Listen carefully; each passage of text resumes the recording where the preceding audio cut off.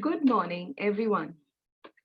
World Mental Health Day is observed on the 10th of October every year with an overall objective of raising awareness of mental health issues around the world.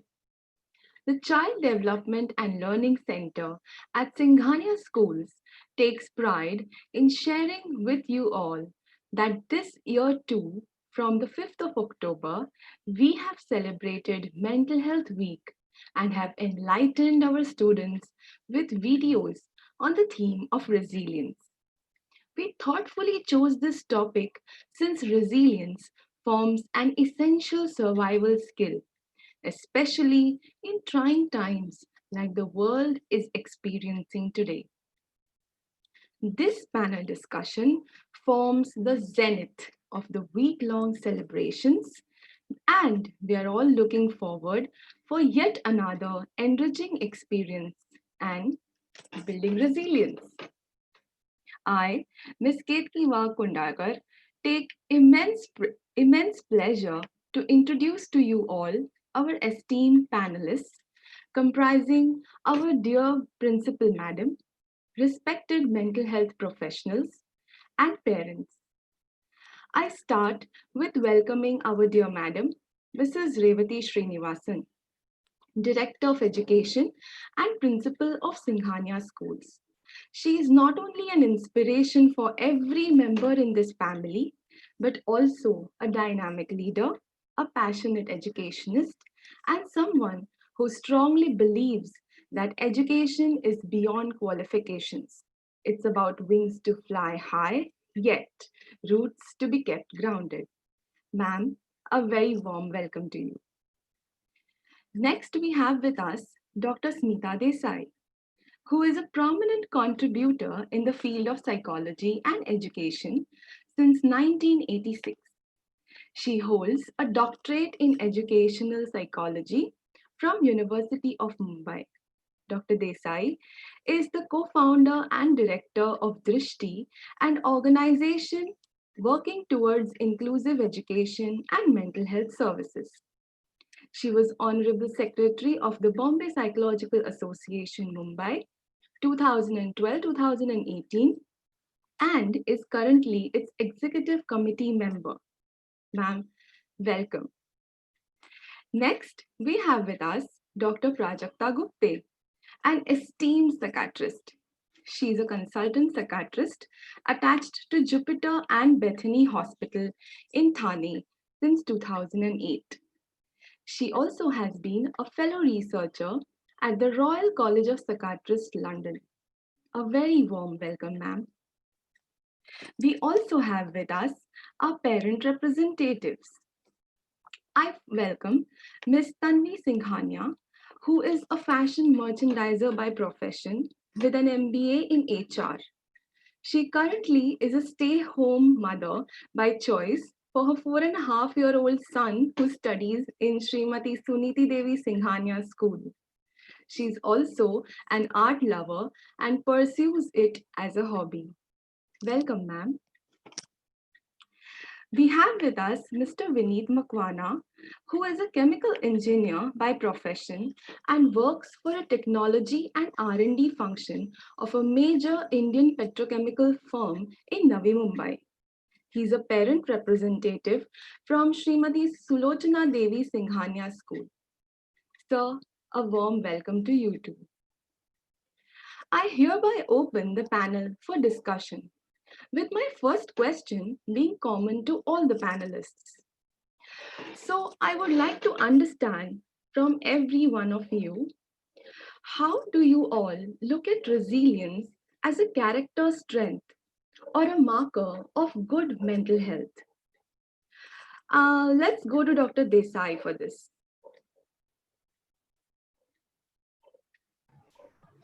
Okay, so first of all, a very big thanks to Dr. Revati Ketki for inviting me on today here.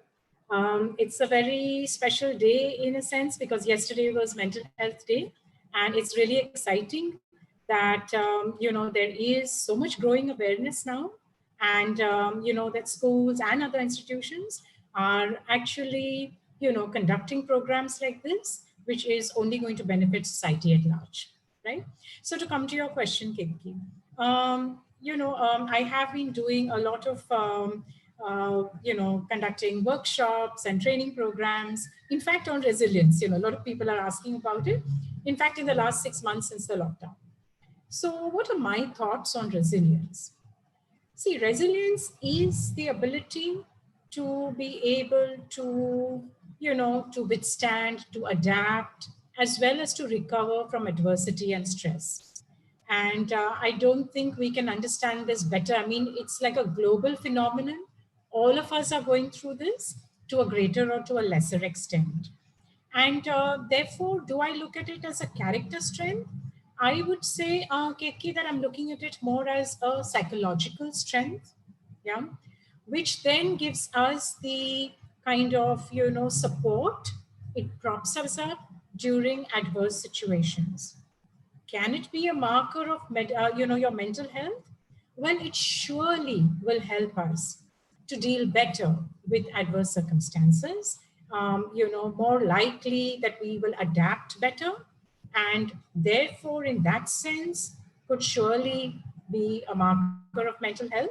But I personally would not want to give any kind of a positive or a negative loading to resilience.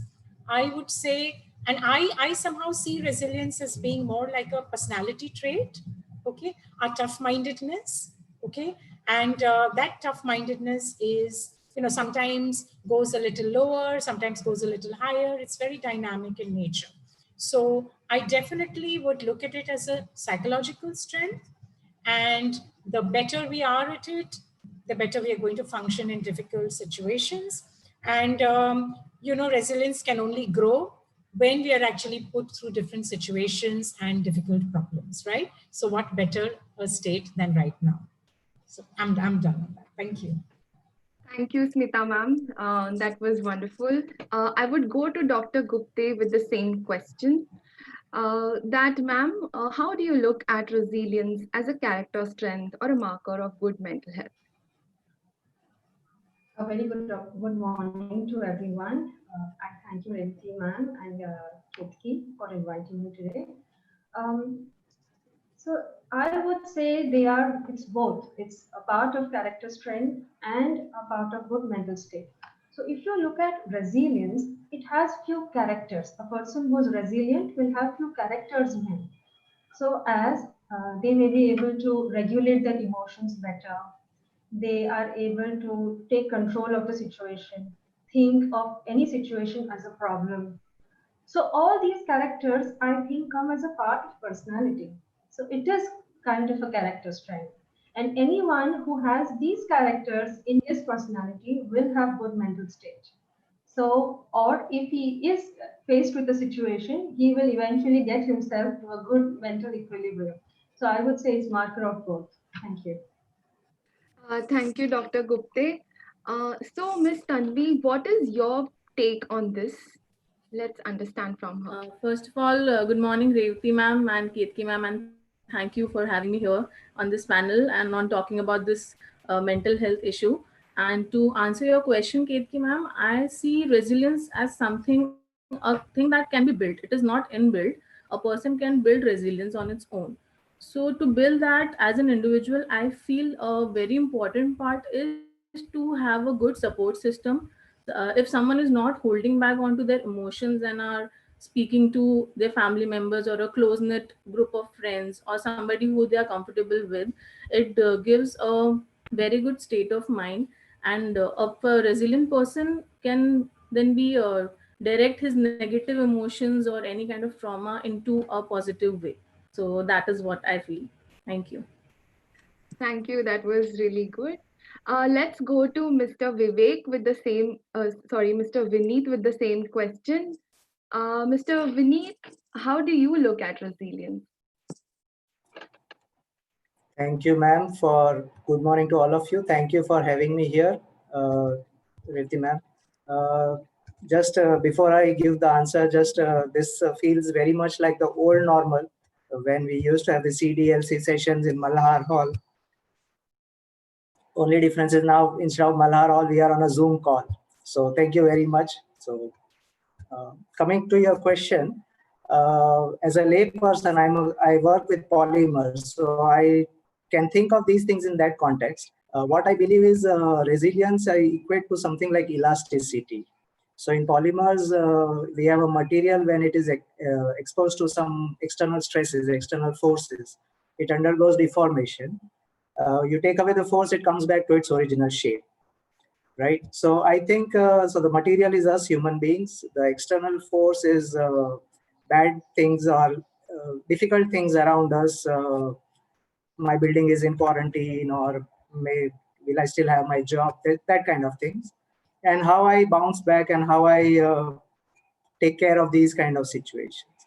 That is what I believe is resilience. So similar to elasticity.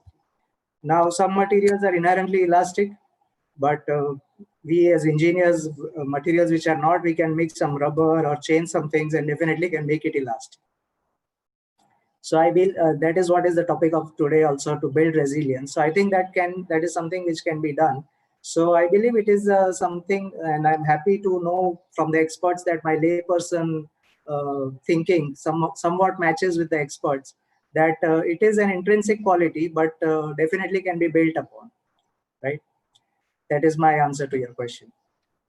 Thank you so much, sir. I really, really like that correlation. Thank you so much. Let's go to Revati, ma'am. Ma'am, your perspective of resilience as a character strength. Yeah, while we see resilience as the power to be able to bounce back in times of change or adversity, it's not just adversity, but even change can the power to bounce back.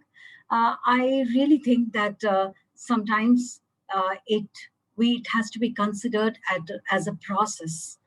It is a part of a journey of evolution.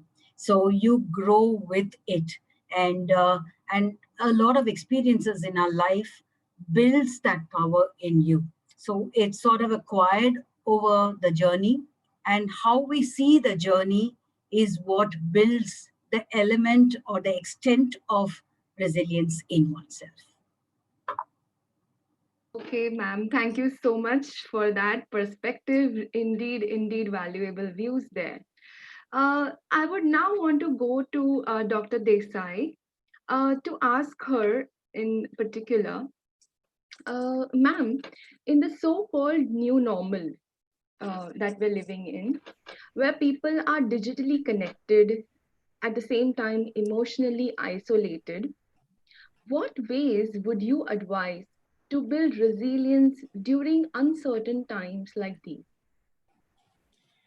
Okay, so you know, resilience, like I said, is our ability to bounce back. And currently, a lot of we're just kind of away from each other, away from the usual way in how we interact, right? And I could keep asking myself whether, how long is this going to go on?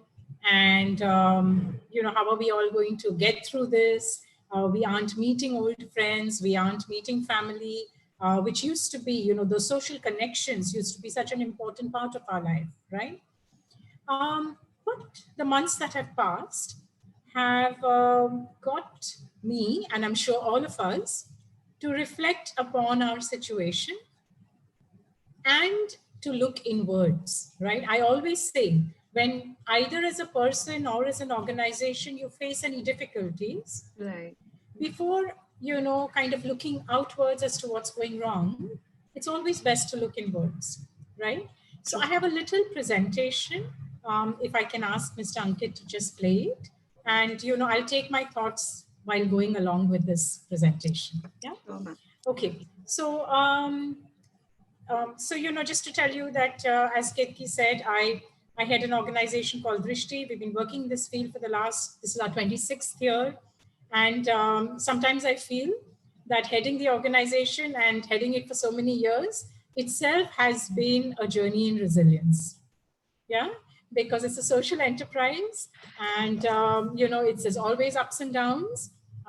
It's also working in the social field, which demands a lot out of us. And so when I was putting down this particular title slide itself, In a way, I was going down memory lane and wondering about our journey being a journey of resilience. Yes. Indeed. So, next slide, please, Mr. Ankit. Yeah. So I also, there was some wonderful readings that I had done a little while ago, and there was this particular video also which I saw, which is known as the Stockholm Seminars, and there was Dr. Brian Walker who spoke about some wonderful things. If you know, you can always look up this video. And what I took away from his video, and of course, some aligned readings that I had, was that in order to build up our resilience, we need to probe our boundaries. And by doing that, what he says is that if you want a forest to grow, you will first have to burn it. Oh, Only then will you know what is its potential of survival. right. In the same way, if you want children to be resilient, you will have to put them in difficult situations. You will have to very, quote unquote, what he said, disturb their environment. And when you do so, you will get them to actually again probe their boundaries. And when you do so, you will actually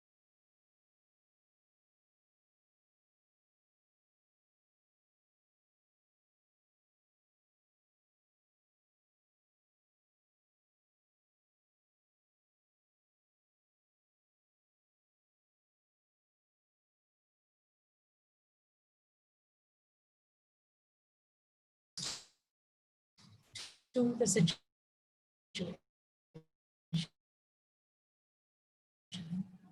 And that's precisely what we're doing in this pandemic. It is a crisis situation, but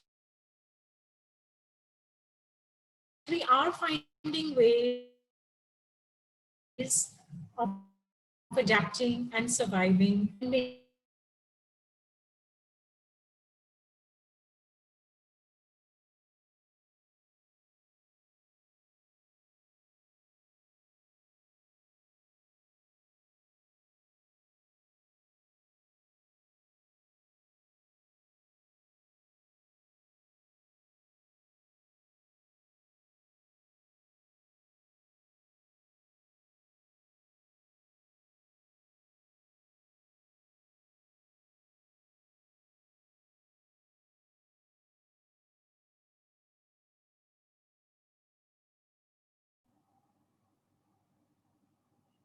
Dr. Desai, you're not audible. I think she's facing some tech glitch. Yes. So, what we can do is maybe I'll come back to her with the But you same have to tell her that, please. question. Yes, I will. Please. I will. Yeah.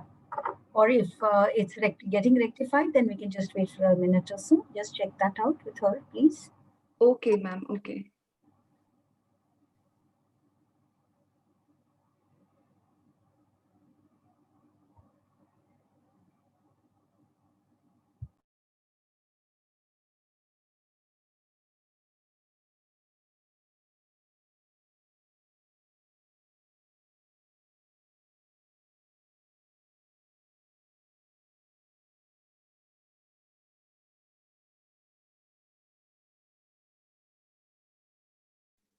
Um, I think, ma'am, we should go ahead with. We should give her some more time Sure. for her to come back. Yeah, I think you can take in the next. Yes. So, let's wait for Dr. Desai to come back. And in the meantime, I'm sure the chain of thoughts will continue with Dr. Gupte giving us a little more additional input there. So before I go ahead and ask Mr. Vineet about his perspective, I would like to go ahead with Dr. Gupte. Ma'am, um I'd like to ask you, since you are, coming from the psychiatry background, see, mental illness and treatment is quite stigmatized in our society. And you are the best person who knows that very well. You've seen it closely, I guess. So, how do you think the stigma becomes a barrier in building resilience? And what is the way out, according to you, ma'am? Right. So, yes.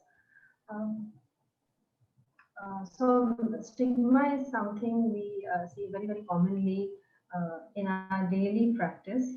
I think I would like to present a few slides and we try to explain it a little better. So, Ankita, can you help me with the PPT?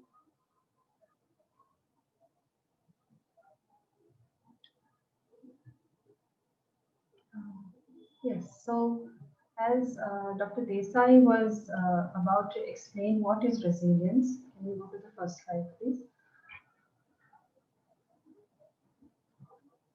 Yeah. So, what is resilience? So, as she was explaining, resilience is the ability to bounce back or the elasticity, or as Dr. Makwana explained, he explained very well. He literally explained those polymers and the rubber band. And so, that is exactly what resilience is, that no matter what happens, whatever situation you're faced with, whether it's a physical illness, a mental illness, a financial issue, something to do with your school, work, anything, and something to do with your family, whatever it is, you overcome and you are back on track. That is resilience. So I'm sure we are all are getting trained for it at the present moment. Next slide, please. I would like to explain my point with the case study. So we are able to bring about many more points that are involved. So this is a 14-year-old boy who's studying in Standard 9. He hails from a supportive joint family, fairly good in academics, friendly person with good social connect, and he's popular amongst his friends as he's helpful to all. Suddenly, in the last 1 month or so, he has started showing symptoms of crying. He's fearful most of the time. He's worried. His sleep and appetite are disturbed. He keeps much to himself, and he's not interacting as much. So his parents got very worried. Next slide, please. So on detailed questioning, it was found that he was worried about the current COVID situation. He has been hearing a lot from the news or overhearing his parents talking or his friends discussing about COVID and hospitalization, the prospect of his family getting affected, his grandparents worried about them, and worried about uh, death. So, in the last 6 months, children have also been trying to adjust to the academic style of online learning. So, that is something they have to deal with as well. He has not been meeting friends for last 6 months. It has been a virtual meeting all the time. No outdoor sports or any other activities. So he was homebound for last 6 months to a majority. Next slide, please. So, what are the symptoms and signs of anxiety and depression? Like adults, children or younger persons are not able to come forth with their signs and symptoms. So, they will not be able to communicate that I'm sad, I'm anxious, I'm worried, I need help, or there may be some, I'm worried about XYZ. It will not come up. It will probably be in their thoughts, and it will manifest as some other symptoms. So suddenly a child who is very jovial, very happy, becomes a recluse. He disconnects from his friends. People of his age, 14, they are very much on social media. So he has withdrawn from social media as well. He has not been talking to his family members, keeping isolated in the room. His sleep and appetite are disturbed. So children can either eat a lot and sleep a lot, or they may absolutely lose their sleep and appetite. Either can happen. Sometimes it can present a school refusal. So they just don't want to attend anything academic, or they don't want to do anything. It can also present as excessive screen time. which may be misunderstood as addiction or some other symptom. It can sometimes present as a physical symptom. So children somatize. So it may come very commonly as abdominal pain, um, recurrent abdominal pain or recurrent headaches. And when it is medically investigated, which obviously is the first thing to do, when these symptoms are medically investigated, there is not much harm. So it is important. So this is the first barrier. It is important to recognize that the child may be having the psychological issue. Next slide, please. Yeah. So let us talk about now. Here is a young person who needs help. So it largely depends on his family and his surrounding to be able to help him. He is not an adult to seek help on his own. So recognition of symptoms, like I said, has to be done. And how will that happen? If so, we need to know what to look for. If we are not aware what to look for, we will not pick it up. So, and this is exactly what happens in the current scenario. The mental health awareness in general population or amongst all of us is quite low. We are not very, so we may have some ideas which may be correct or assumptions picked up from, say, media or picked up from hearsay. So, what is important is to get so if I talk about diabetes or if I talk about tuberculosis or if I talk about heart disease, people do know that there needs to be some regular follow-up with the doctor, there needs to be some dietary restriction, some amount of exercise. So we know at least 5 things on any topic that we talk about. But if I talk about mental illness or mental health issue, uh, there is a varied responses. So some may completely deny it. There is nothing like this, or some may think it's black magic. It's not really science. So there is no consensus in the general population about it. So the first barrier is need for awareness. Second, once I have recognized the symptoms, okay, now I understand that they're psychological. The problem is with acceptance of the illness. So parents here or the family faces a problem of acceptance that my child is going through something like this. So, and the first thing is um, uh, being defensive. So the obvious thing to think is it something that I have done or the home environment or something that we have caused? So the first thing is defense. Nothing of the sort is happening. Our family is very well settled, stable family. We have good social relationships. So there is a lot of denial. But we need to understand that it's not about blaming. It's understanding that the child has a problem or that young person has a problem. So it needs to be sorted. So the acceptance will come when there is very free flow of information, easy acceptance amongst general population. So if somebody says, I've recently been diagnosed as diabetes, people accept it because people know that it's a regular illness. It can happen because of various factors. So that kind of level of acceptance has to come with mental health issues, that it can happen. Sometimes it is transient, it may last for 1 month, 2 months. Sometimes with a lot of other factors, it may be a chronic illness. So there is a spectrum, not necessarily it is because of some family reasons. After we do that, that's the second barrier, accepting that yes, my child may have some mental health issue. So hesitation to seek psychiatric help. So the next thing the professional, say the physician, the pediatrician, will suggest is you may need to see a psychologist or a psychiatrist for this. And the hesitation at that step. So again, the denial is the first thing that comes in. So nobody in our family has ever had any mental health issue. We have never heard of it. There is no addictions. There are no bad habits. The family environment is very good, constructive. So, and why do we need to go to a psychiatrist? Can some friend talk? Can some family friend talk? Can his friend's mother talk to him, with whom he has a good rapport? or we can counsel him. We have been counseling him for last 1 month. So all sorts of help is tried to be brought together so that the visit to the mental health professional can be delayed as much as possible. But what happens in the whole thing is the symptom duration progresses. 1 month illness goes up to 4 month illness or a 3 month illness, and the child is suffering in the whole process.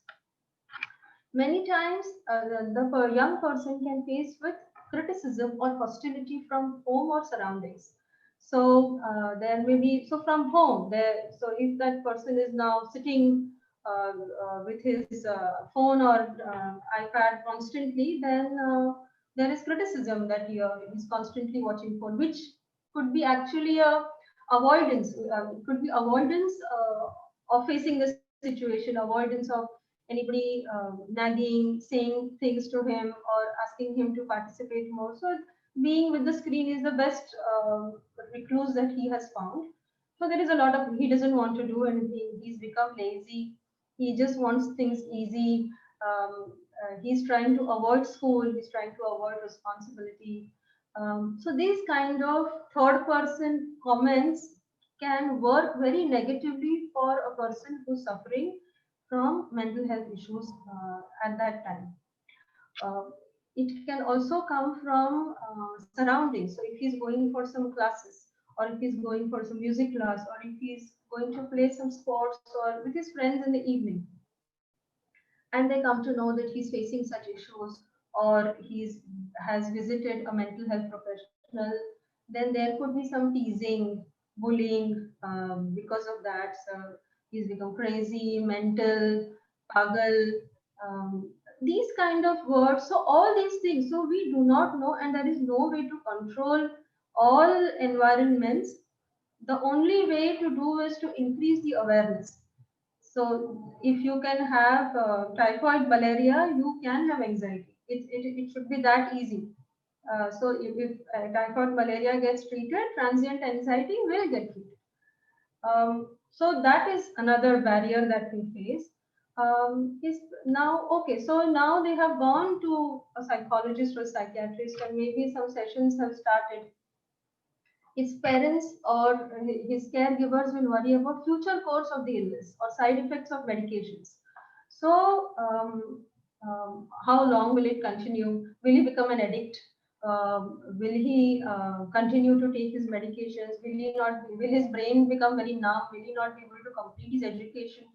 So, at every step, some person has to intervene. So, like recognition of symptoms, if we go back, recognition of symptoms, we have to increase the general level of awareness amongst the population. Problems with acceptance of the illness. So here, the family plays a role, or maybe the school counselor may play a role. We are also seeing that there is a problem, and it is advisable. We have seen many. So normalizing or generalizing the situation, that it's a very common thing, but it's important to visit. Hesitation to seek psychiatric help, again, awareness, and the school may be able to, or some person who is more attuned to mental health can help. Criticism and hostility, sometimes family therapy helps. So getting the family together, psychoeducating them. So it is role of, I think we have overstepped the slides. Can we go back a few slides, please?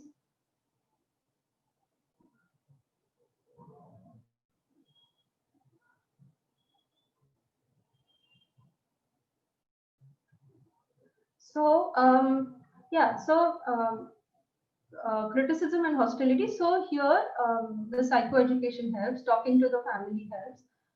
If you worry about future course of illness, here it's the psychiatrist's job to talk about medications, how long. So as far as possible, if not requiring young people, we do try to avoid medications. It's not the first line of treatment in younger population, but definitely it's not. We are not totally averse to using medicines. So if it's required in smaller doses, so all that needs to be explained and things. What is important is that person needs to go back to the community or his setting in a very in a regular fashion. He needs to be reinstated.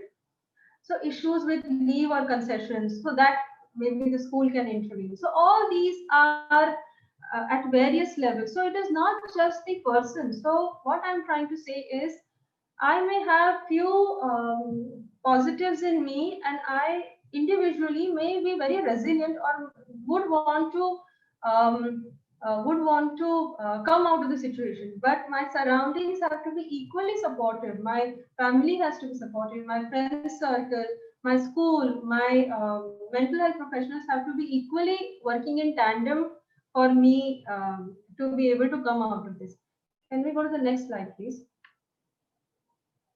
Yeah, so I think this time Madam will talk more in detail about this, but just to cover up. So if you see characters of resilience, quite a few can be practiced by the person himself. So regulating your emotions, so being in control of your emotional state. So not having two extremes, too much anger, too much crying, having a middle path uh, for your emotional way out, or your locus of control needs to be internal. So when you say internal locus, it is that I take responsibility for whatever happens to me. So so if I decide to walk in the middle of the road, then I take the responsibility. I need to understand that I am doing something that is going to put me at risk.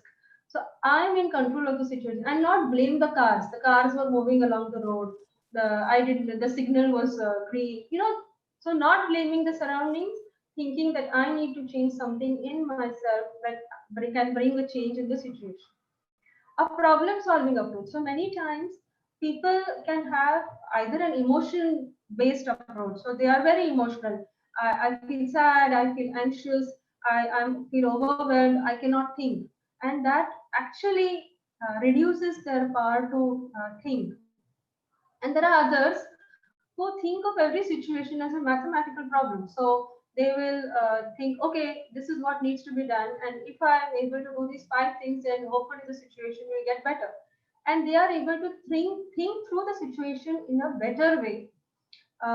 Or say if somebody has got less marks, say that boy gets low marks in some exams. So it is in younger people, usually parents help, teachers help.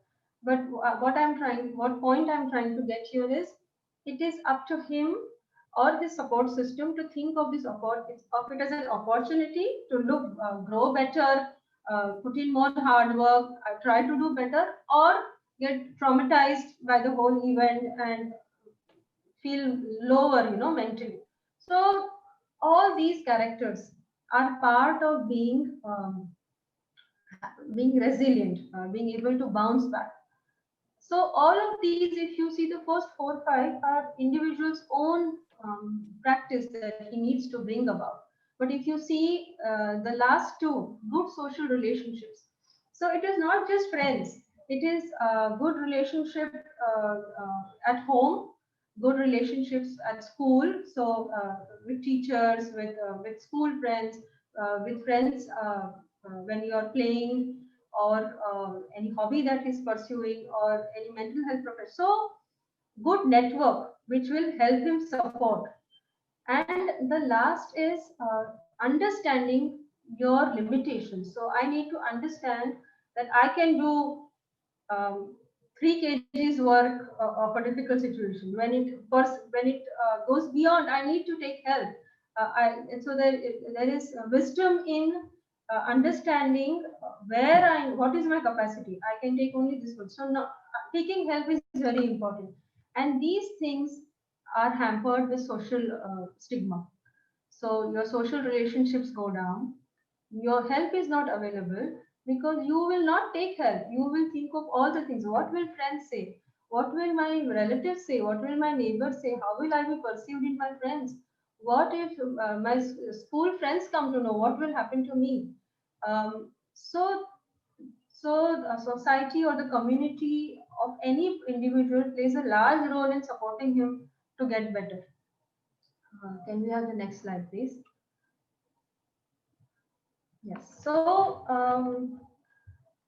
just to summarize, so how do we reduce stigma and build resilience? One is knowing facts. It's very important. So how will you be supportive? If I need to be supportive to a patient of diabetes, unless I know what needs to be done, how will I help him? So so I need to understand that there are dietary restrictions. He needs to walk, etc., etc. So here, knowing facts. So there are commoner illnesses or anxiety is fairly common in this present COVID situation.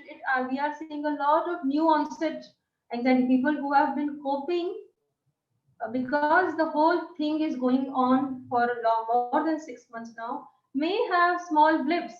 So that it in no way makes them lesser resilient.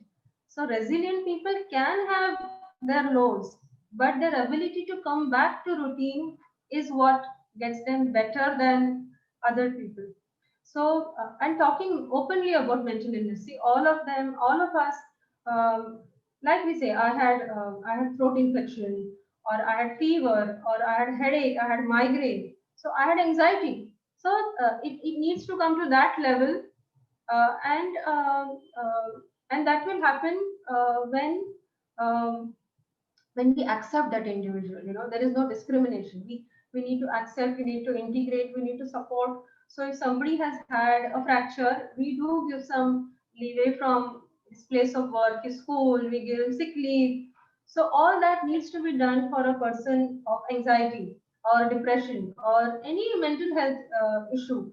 So so that he gets time to recover, and there is no subtle force or pressure on him to go back to work in spite of not feeling optimal, or go back to his school work in spite of not feeling optimal. Use of appropriate language while addressing and dealing with these. So they are uh, anyway fragile. So the if I say what we are talking about is the software. Our body is the hardware.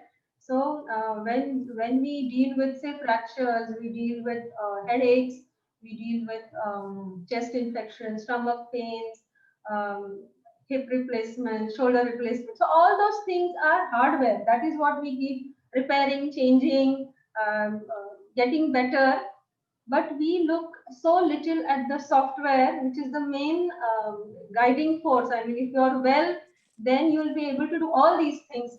But we have, and all over, it's not just us. It's we are not trying to. There is no blame. It's just that we need to understand that this is the software.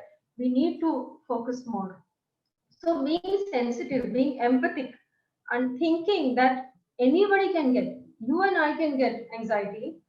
So if I were to get anxiety, how would I feel if somebody calls me up to mental or pagal or crazy, or or these see how we say he's a diabetic, he's an alcoholic, he's a schizophrenic. So these are very demeaning words. We do not use them anymore. We say person with diabetes, Right. person with anxiety, person with alcohol issues, so person with schizophrenia. Right. So the way we use language is very important.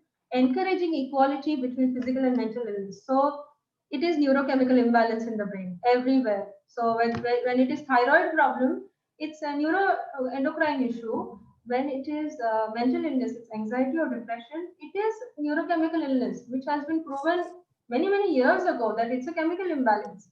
So it needs to go in the same platform as a physical illness. And when will that happen? So it's not just us being aware and bringing about the changes. It's some steps need to be taken by the government as well, the government organizations, to make some measures. When it comes from higher up, I think the acceptance is faster, easier.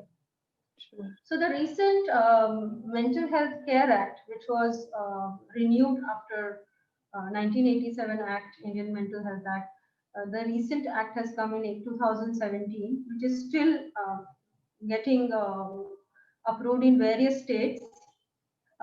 That has brought about some provision for health insurance to cover mental illnesses. So now, maybe in the next few years, we will see health insurance for mental illnesses also. I think that will be a big leap.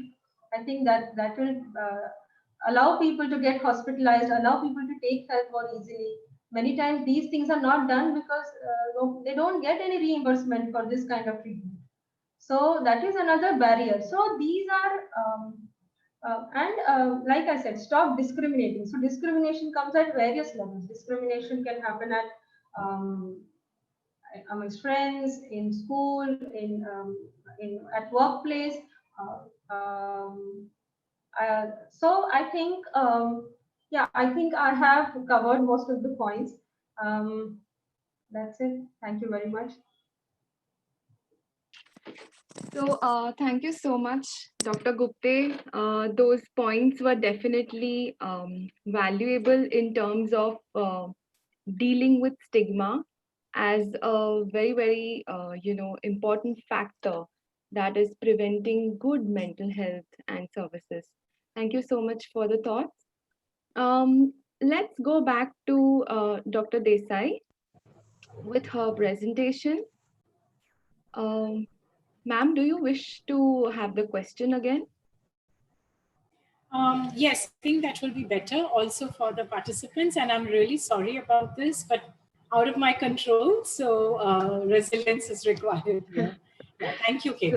Thank you. no problem, ma'am. So, I come to your question, which said that in the so-called new normal, where people are digitally connected and emotionally disconnected or isolated, what ways would you advise to build resilience during these uncertain times? Right. So if I can have my presentation, please.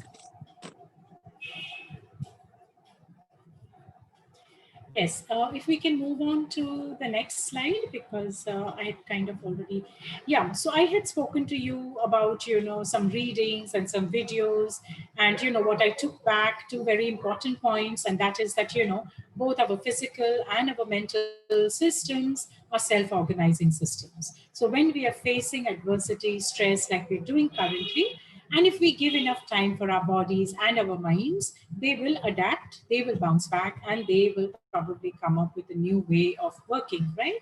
And how we need to probe our boundaries. We need to probe our potential because we all have enough and more potential to be able to come up with different ways of which we can not only survive, but also thrive. Okay. So with that, let me go on to the next slide, please. So, Ketki, in response to what can we be looking at doing in a situation where we are digitally connected, but many people might be feeling emotionally isolated? I'm going to fall back a little bit on what is known as the 7C model of resilience. This model was first published by the American Academy of Pediatrics, and this is used a lot with teenagers, adolescents, and growing children, right? And the 7Cs in this model, as you all can all read, is confidence, competence, connection, character, contribution, coping, and control. I'm going to look at about 3 or 4 of them, not because they are more important, but because I have also been reflecting and working on these with students with whom we are working through these few months, right? Right, right. And I'm taking a different take on these, all right? So I'm just going to look at 3 or 4 different seven, of the C's. I've added on some C's to kind of, take my own take on these, right? So Right, next right. slide, please. Yeah, next slide. So, what I would ask, all the participants who are here today, whether they're parents, students, counselors, psychologists, I think the first thing that we should do for ourselves, both as adults and as caretakers of, the younger, the younger population, and of course those who are adolescents, teenagers, students, whatever. I think the first thing is that we must look within and look within for our strengths. See, being human beings, we always tend to focus on limitations, deficiencies, what didn't go well, right? But now more than ever is the time to look into and find our strengths, right? And if we already know our strengths, look for some more. In fact, during these difficult times, you'll find that there are more of these strengths that you are actually coming up with, right? So I've just given a list of these. Put these down. Put, kind of make some chits out of these, right? Every week, maybe on a weekend, do it like a weekend activity. Do it as a family. Do it as a, like a mother and son, or a mother and daughter, father and son, right? And discover your own strengths, each other's strengths. And then what you can do with these strengths is, the next slide, please. These strengths, right? Create a little confidence gift box for yourself, for your family, and try and put in these little chits of different strengths. Okay, it may seem like, I'm just giving this little activity to do. Does it seem childish? It's not. The thing is that we just don't spend enough time on self-care and self-compassion. And if we do that, if we actually do it like an activity, like, every day we have a routine of eating and sleeping and exercising and whatever, do this as a weekend routine. Okay, keep some time aside. And what's going to happen when you discover these trends, when you discuss these trends, you will find that you are finding these strengths which are based on reality. You're not just telling your child, oh, wow, you're really smart. Oh, wow, you're really good at this. No, you'll actually start discussing on what these strengths are based, right? Maybe a situation came up and you took a certain step, and that resulted in help and caring for someone else. Maybe your grandmother was not well, and you made sure that you immediately called up the doctor, helped her there, told her what to do, and that brought up your strength for how you can be very compassionate and caring, right? So if you actually do this on a regular basis, you will discover your own strengths, the strengths of your children, the strengths of your spouses, and this will build up real confidence, okay? Because that confidence is something that we really require. And this is the time where you're looking inward, you're reflecting. Rather than being emotionally isolated, you're using this time to actually spend on yourself and on your near and dear ones. Next slide, please. And from there, coming to, therefore, looking within yourself. So when we say emotionally isolated, switch it around, flip it around, turn your mindset, okay? Rather than looking at it as emotional isolation, look at it as time during which you're getting some time for yourself, okay? As a student, as an adult, as a caretaker, to reflect upon yourself. And then once you look upon yourself, okay, look into yourself, you will discover things about yourself which you never discovered before. And you will be able to make better connections to other people. Earlier, we only focused on social connections, right? Here is the time to reflect upon yourself and therefore also be able to connect better with others. The more you're in touch with yourself, the more you're connected with yourself, you'll find much better connections with friends, with family. You'll find that there were some relationships which were really strained, and perhaps you can make them better because you are getting a different perspective on that relationship. All right. So first make a connection with yourself, and you'll find that you can make better connections with others. You won't feel so emotionally isolated. Next, please. And what Dr. Prajakta just spoke about, internal locus of control, right? So once you're connecting with yourself, you will find that you are better, in a better situation to understand what you can take hold of and what you can't. You'll realize that, in fact, all situations in your life are mostly within your own control. Okay? So, like Dr. Prajakta said, you step out on the road, there's so much happening. The cars going by, there's so much happening. But whether you should cross the road safely or not is up to you. Whether you should help that old person cross the road or not is up to you. It's your internal locus of control, right? And in the same way, for parents, I would say, As parents, you know, we always want that our children should be independent. They should learn to look after themselves. But then, how much of that control and independence are we actually allowing them to have?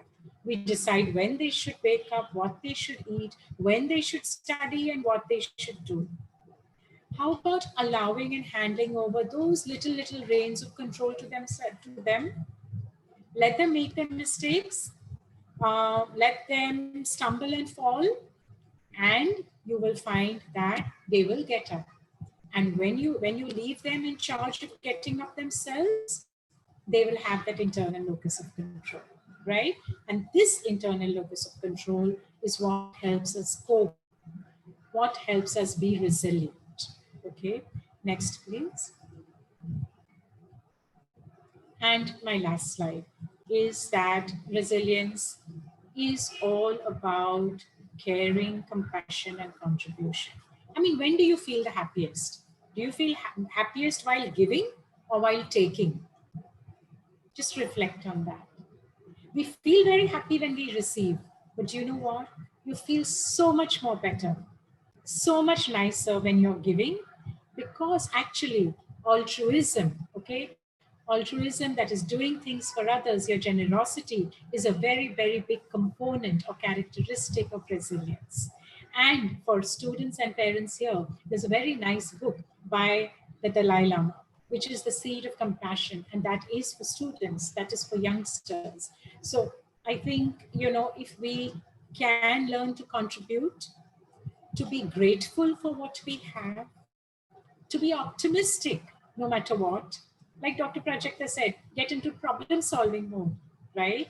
To be caring and compassionate for those around us. We'll stop then thinking just solely about ourselves.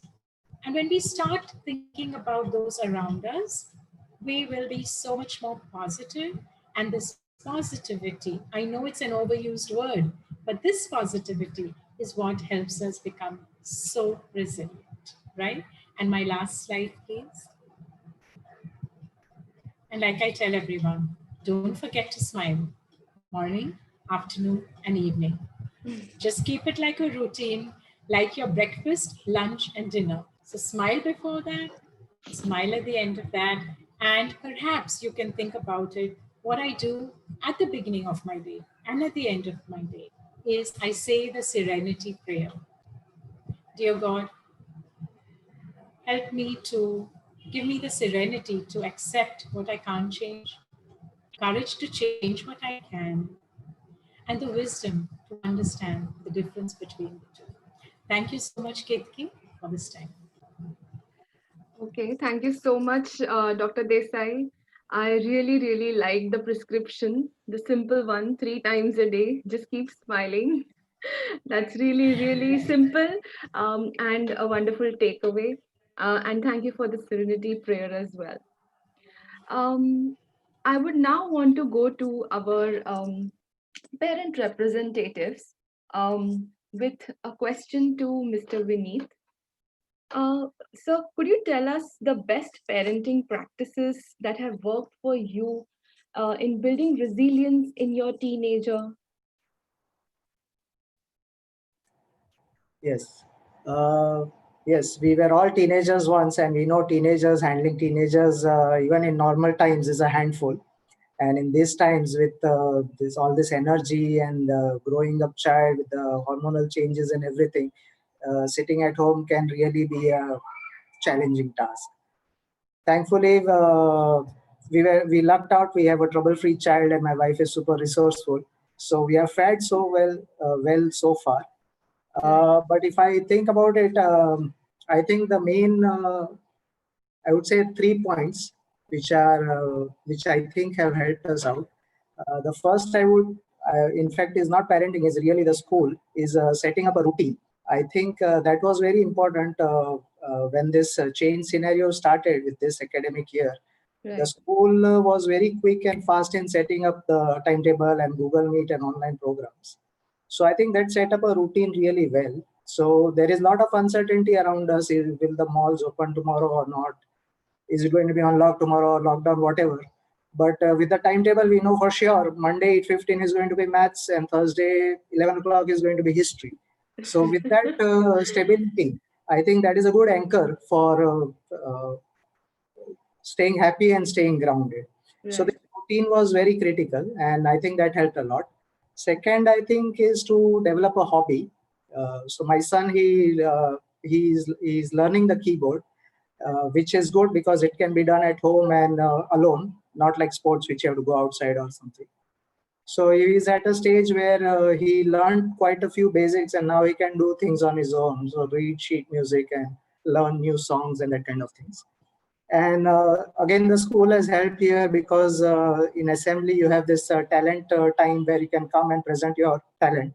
So if again, this is one of the benefits of schooling from home. If it was a physical school, not everybody can bring a keyboard or a guitar to class.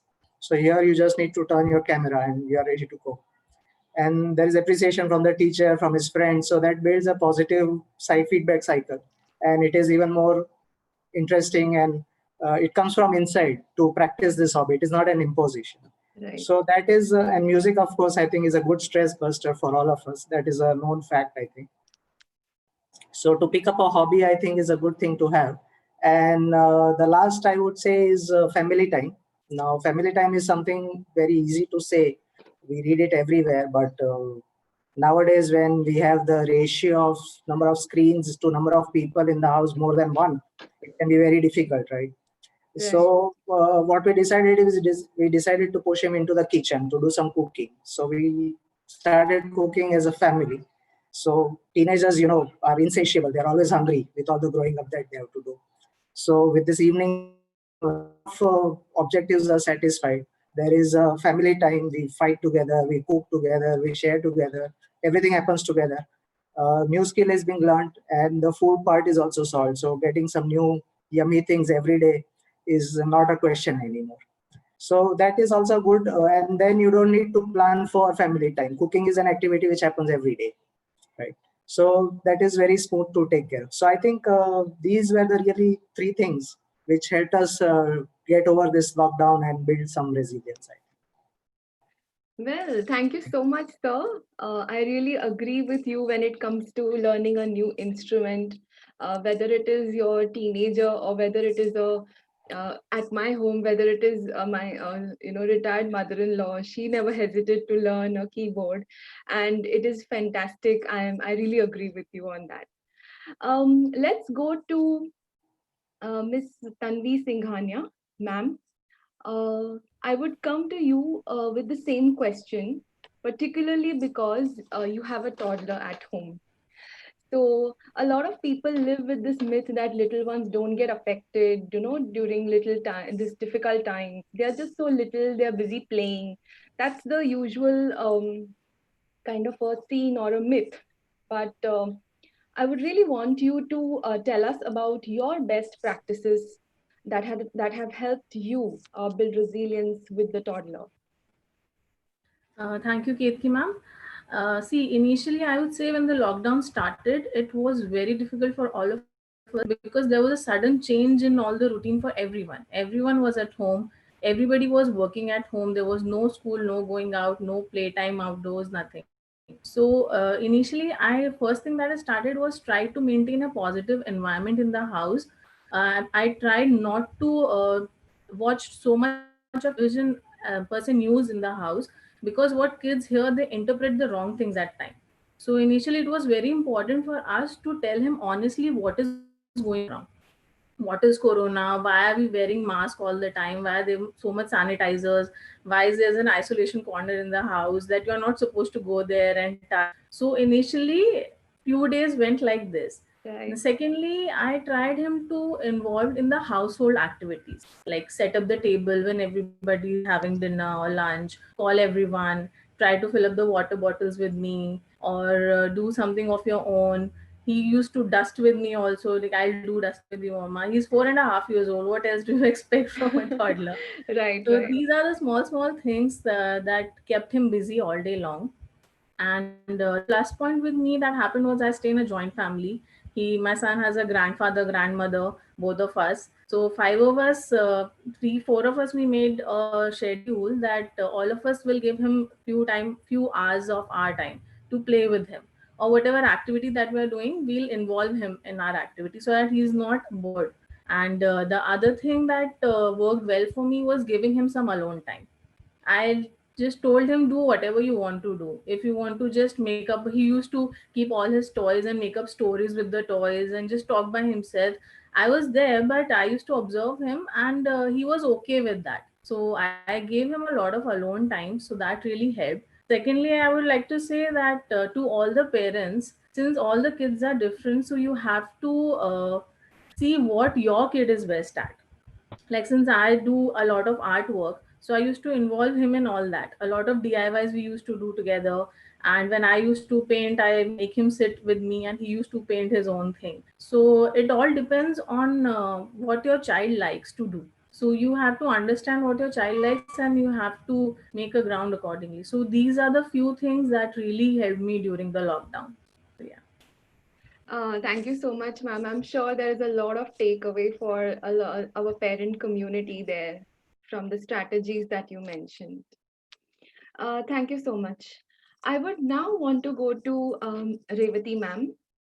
Ma'am, in order to know about resilience from a little different perspective, I want to ask you that as a leader and the head of Singhania schools, managing such diverse teams, and you are managing such diverse mindsets day in and day out. So how do you continue to stay motivated and resilient at the same time during these times?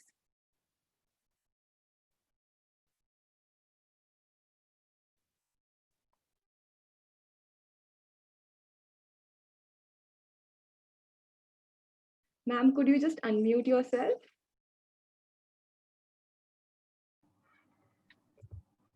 Thank you very much for having. Thank you for coming in today, all of you as experts, because even the parents who spoke, like me, they are not the psychologists. And I always tell that to Dr. Smita, that I am not from the field, but I think experience has taught me, life has taught me what it is, and I've been able to understand better. So I apply the same philosophy when it comes to my organization as well. But the first thing that I'd like to say is that I believe it has to be a culture of resilience that we have to build in our organizations, in our homes. It's not about the skill of resilience that people are talking about. Not here, but everybody talks about when you are in a meeting of the educationists, they all say we need to build skills, and the first skill we need to build is resilience. My point is, yes, you have to build that skill, but build a culture. When the culture sets in, everything just falls in place and everybody else is resilient. Personally, I have been looking at things more positively right from very young, so I think I've had that in me. But more importantly, I think of a resilient culture is understanding people. It's about relationships. And I think if we believe that relationships matter, I think we will be more resilient. This is how I see it. So, irrespective of whether they are teachers, whether they are my service, my support staff, whether they are the guys who are supplying at the canteen, or the parents, the grandparents, for me, they are part of my family. That's how I see it. So, when I'm talking to parents in a PTA, also, I connect with them because I put myself in their shoes when I'm talking to them. So I think I'm able to resonate with people, resonate with the problems that are at the ground level. I've never seen myself as a leader who's a standout leader in an ivory tower, in an Eiffel Tower structure. I've sort of seen myself more as a person who's there to coordinate, help, and bring things together, but has a vision. Because if I don't have a vision, I won't know where to drive the institution. So that's how I've been able to see myself. So I think that's the mantra, if I can say that. I value relationships, value people, and about everything, as Dr. Smita rightly said, everything is under your control. We have choices in our life we make, and we choose to do something. And when we choose to do it, do not ever hesitate to look back and say, oh, I wish I didn't have to do that, or I did it, or I should have done that. Not at all. I think we will make choices, and the choices that we make at that moment is also dependent on our state of mind. So, one important thing is to keep our state of mind quite clear, not really muddled to a large extent. For that, how I have practiced is I've learned at very early stage, and this is what I encourage teachers, I encourage all my children to do, is acknowledge your emotions, accept them as their own, because no emotion is a negative emotion. Everything is a kind of an action or a reaction to something. So just accept it. It's perfectly all right. That expression of emotion does not derail the other things. That's how I see. And therefore, don't dwell on anything that may have gone wrong for very long. You just look back to introspect, to reflect within, to see whether, yes, I could have solved it better. There ends the matter. Accepting the blame for everything that's going wrong is something that any organizational head should not do. I think it's important for us to see it as not as a failure. So I would never have used the word failure. I don't know. I think it is just a difficulty that we need to find a solution to. It's a kind of a challenge. So, and challenges to me, fortunately, I love. Okay, I embrace challenges. So I think that's what I did. So what I do with my organization also is the same. I think and Ketki, I'm sure will agree with it. I keep changing things True, because true. anything that's there for long is sort of boring. So when you keep throwing challenges, people may have wondered why we make the resource book every year. My whole thing is that the environment change, people change, mindsets change. So we need to add something new to our curriculum each year. Okay, because everyone told me the cost of printing books will be cheaper if you print for 5 years. But I said what I was and the environment I was 5 years back is irrelevant in the next year itself. How can I come back with the same material? So this has True. been my argument. Even with this lockdown that was declared, I think within a week we were online. Initially, we started with Zoom, but the whole of April, May, all our teachers were trained. We were completely set. So again, this was a challenge. I'm giving this example not to say what I did, but more so to say that when you have a challenge, start thinking backward at what is our step, what is not in our locus of understanding or this thing. Seek help, ask people who know, and there is nothing wrong in that. So I think understanding that the child is in the focus of anything that we do in the school has been my priority and always been a priority. Everyone else works around that child. So that's how I have seen it. I then take into I factor the points that yes, parents should be considered and the difficulties that they will go through. That is the reason why even when we were having our classes, we split them because we took an average. I did an exercise of seeing how many siblings in the younger classes were there. And if the family has just one device, how will they share the device? So Dr. Smita and Prajakta, I'd like to say that we had the morning session for the older kids and the afternoon session was for the younger kids, so that if there is only one device at home, they could still share. So even the physical activities that we did, like we had sports, we had events, all of that we did after 4 o'clock, because after 4 o'clock, nobody had school. That's what it was. So that's what we did. And we did certain activities like extracurricular on a YouTube channel, on the same YouTube channel. The reason again was that we thought that it didn't matter whether it was a standard 5 or a standard 7 or a standard 9 child who needs to learn that activity. Anyone could learn. And I would be happy if parents learn it too, because the world that we are living is, and we have to be in, is a world of learners. Okay, even I have to learn. Everyone has to keep learning. That's the world we are in. So just open up our minds to learn. And I have not hesitated to learn even from a child. In fact, I've never been on social media channels so much. So I didn't know how to operate an Instagram. And we were releasing the mass media students were releasing an Instagram account for the school, and they wanted me to come live on the World Teachers Day. And I asked them how. So I said, go onto your Instagram account. I said, I don't have an account. And there is a student who came to me on phone and said, I'll give you instructions. You will follow the instructions. The instructions he gave was so clear, other than what the words were that I need to note in my mind, there was not an extra word. I downloaded it, gave my first message, and he also gave me reports on how many people liked and what comments came in and everything. I told him, Apurva, you're my guru. I told him. He almost fell flat. But how nice that boy would have felt that day. And I'm sure it will remain with him for a lifetime. He taught the principal how to use an Instagram. So And I'm true. proud to admit it even in a public channel, because I think it's my child who's done it, a student of 16 years of age who comes across like that. So I think those are moments that we have to bring across to light so that children get inspired that it is not the big moments of success and trophies and awards that's going to remain with you. That's a flinting moment. It'll just go by.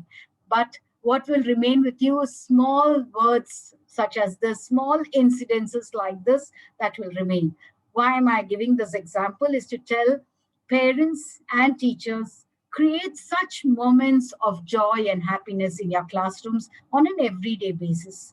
The feeling of goodness comes out, and the feeling of good self-esteem comes. And when that comes in, they build the power to resist what is a change or a challenge that may come. I think, like Mr. Vineet said, they may fight for an kitchen space of, no, my idea should come, all that.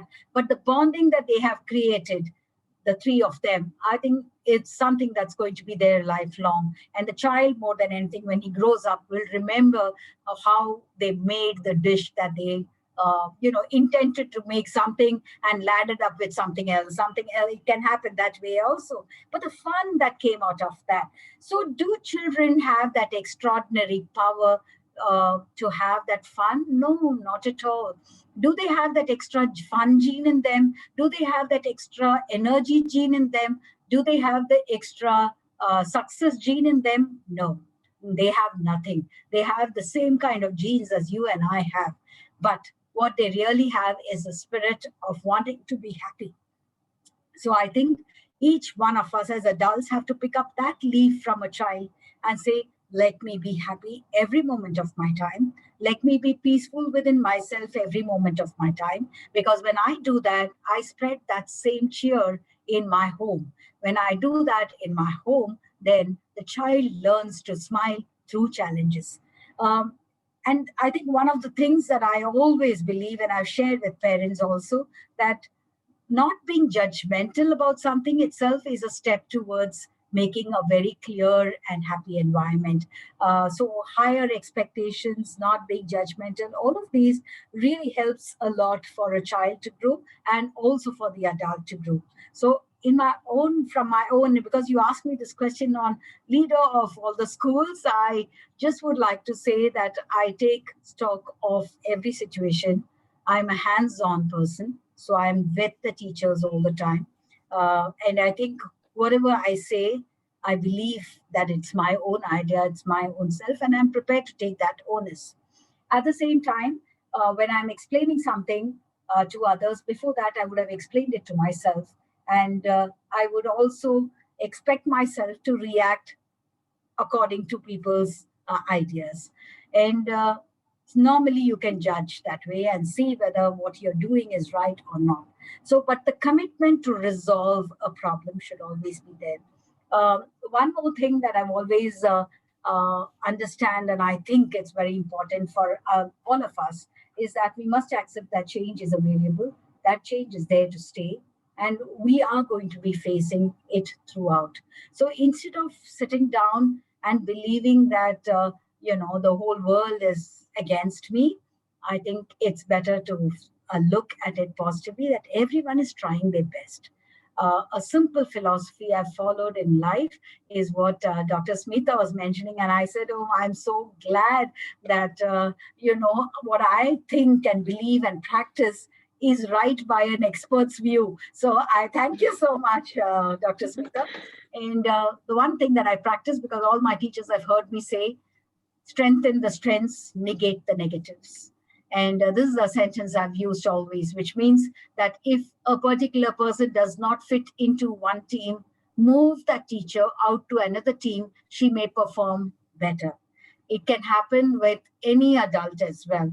Okay, if I'm not fitting into a particular team for whatever reasons, maybe it's interpersonal, try moving her out to another team. For all you know, she may bloom because she's got the company she wants. She's got the sphere of activity that she would like to indulge in, and therefore the best comes to the organization. So my concentration as a leader would always be towards what will come best to my organization. That's more important than me. If there are teachers, there are people sometimes you will come across who may have that kind of a little ego, maybe wanting to be there and wanting to be acknowledged. I have no hesitation going and saying, would you mind doing this? And it's fine with me. It's not that someone else has to do that job for me. So once you let go of things, make people grow in your organization and want people grow in your organization, not a story of kissa kusika. So then I think it's perfectly fine. You are a happy person and you make others happy. Allow people to grow is my advice to all leaders. People must grow in your organization. They must see personal and professional growth. Then they will see that when they are happy. So make a happy organization, make a very, very resilient organization. Keep the bigger picture in mind. That matters more. Small things don't matter in life. The more we sit with small things, the less resilient we become. And one last advice to all parents is that make your children stronger. Don't give everything on a platter, and don't take away the onus of responsibility from them. The onus of responsibility of the work done should be on the children. They should be able to be accountable for what they did. If they couldn't complete something because they got late, they got up late, because they delayed everything, because they slept in the afternoon, they should reason that they were the cause for it. It's perfect. It's not about blaming, but being able to accept that I can rectify that is more important. I think in all our schools, we are trying to build that culture. If we had the whole week this week of bonding with children, we did a lot of videos. We took up a lot of topics. This is for Dr. Prajakta and Dr. Smita. A lot of topics across the school, right from kindergarten to grade 12, and the IB school as well, and all the other schools. Every day there was a talk. There was a video, there was a movie that was shown to kids, and we took up various topics according to the age level, and we made all our counselors and clinical psychologists speak to children. And I think the more they listen to, I'm seeing the change already, because we've been doing this as an exercise every Saturday the whole of last 3 years.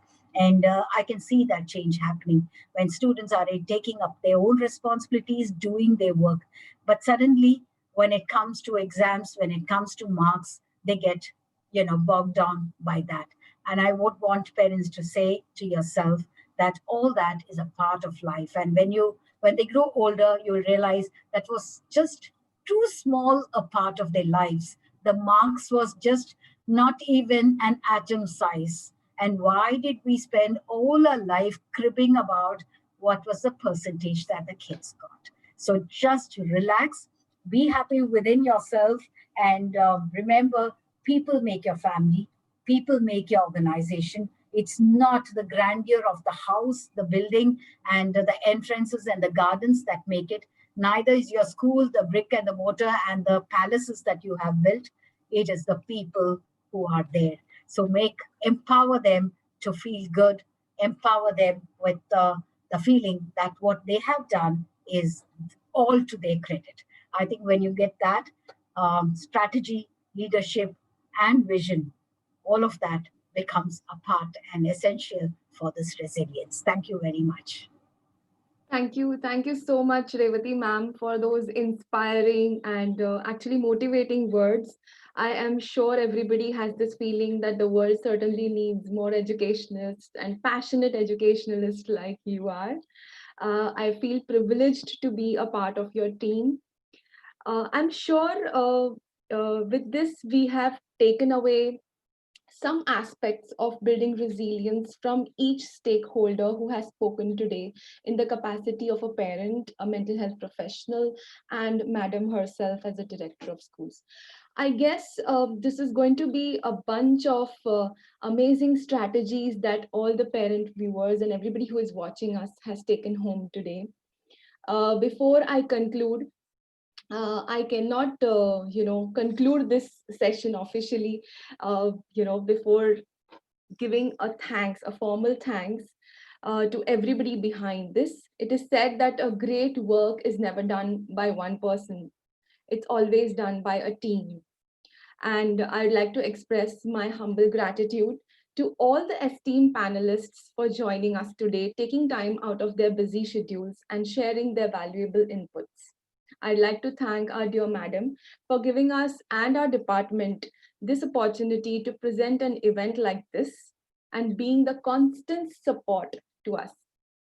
I'd like to thank the entire tech team of Srimati Sulochana Devi Singhania School, comprising Ritu Miss, Udaya Miss, Ankit Sir. These guys have been just so phenomenal behind the scenes. Thank you so much. And this event wouldn't have been possible without relentless efforts put up by my colleagues at the CDLC team. Sunila ma'am, Miss Velma Mendes, Dr. Ketki Gadre, Miss Priya Pai, and Miss Melissa D'Souza. Thank you so much, guys, for being a fabulous team.